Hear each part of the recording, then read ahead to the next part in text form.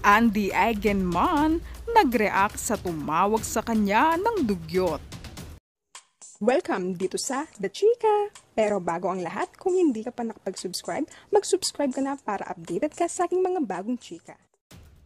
Nag-post kamakailan ang celebrity mom na si Andy Eigenman ng black and white na mga portraits niyang larawan sa kanyang Instagram account.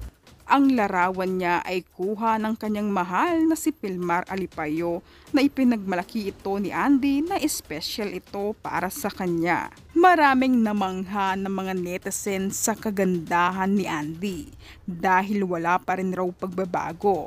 Parang nakikita raw nila ay ang kanyang ina na si Jacqueline Jose. Pero bukod sa papuri kay Andy, may negatibo rin itong komento na kung saan napareact si Andy na hindi na makahinga sa tawa. Sa IG story ni Andy ay pinakita niya ang dugyot na komento sa kanya at nag-iwan din ito ng nakakatuwang reaksyon. Maganda ka nga Andy, sana wag mong pabayaan sarili mo. Sabi nila naging dugyot ka na.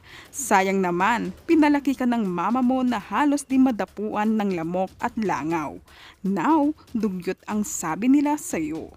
Yan ang naging komento ng netizens na tumawag sa kanya ng dugyot.